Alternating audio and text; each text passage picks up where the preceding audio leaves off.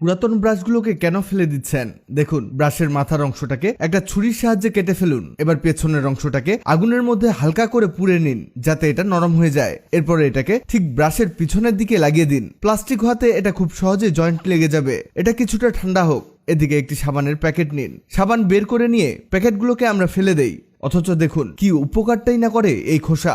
একটি পিন অথবা সুই দিয়ে খোসার একদিকে ফুটো করতে হবে। তবে একটা জিনিস মনে রাখবেন, প্যাকেট এক পাশে ছিদ্র করলেই হবে, দুই পাশে করা যাবে না। এখানে 5 থেকে 6টার মতো ন্যাপথলিন নিয়েছি। এগুলোকে টিস্যুর মধ্যে পেঁচিয়ে নিয়ে গুঁড়ো করতে হবে। এখানে প্রত্যেকটা কাজ খুবই গুরুত্বপূর্ণ। ন্যাপথলিন গুলোকে একেবারে পাউডার বানিয়ে ফেলেছি। এবার এগুলোকে সাবানের প্যাকের মধ্যে ঢেলে দিতে হবে। আর একটি টেপ লাগবে। এই টেপ দিয়ে সাবানের প্যাকেটের মুখটাকে লাগিয়ে নিতে হবে। এই যে দেখুন, এটা ঠিক এমন হবে। এবার এটাকে রেখে দিন বাথরুমে যে কোনো জায়গায় রাখলেই হবে। এখান থেকে ন্যাপথলিনের ঘ্রাণ বের হবে, যার কারণে বাথরুমে মশা মাছি কীটপতঙ্গ আর আসবে না।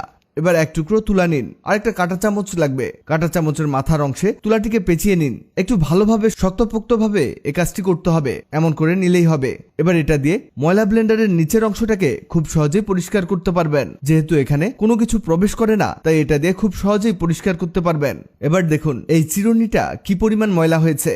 বিশেষ করে উপরের দিকটা দেখুন, সব ময়লা মনে হয় এখানেই জমে আছে। 10 সেকেন্ডে এটা কিভাবে পরিষ্কার করবেন দেখিয়ে দিচ্ছি। এর জন্য লাগবে পাউডার, যে কোনো পাউডার হলেই হবে। আর এই পাউডার চিরুনির উপরে কিছুটা ঢেলে দিতে হবে। এবার দেখবেন ম্যাজিক, পুরনো ব্রাশ দিয়ে এভাবে মাজতে হবে। কিছুক্ষণ এপাশ ওপাশ করলেই দেখবেন খুব সহজেই চিরুনি পরিষ্কার হয়ে যাবে। এটা দেখানোর আগে বলে দেই, আগের ভিডিওতে কমেন্ট করেছেন শেরপুর থেকে নবিদুল ইসলাম, গাজীপুর থেকে তাইজুল ইসলাম, ত্রিপুরা থেকে সোনিয়া। আপনারা যারা কমেন্ট করেছেন আপনাদের ধন্যবাদ।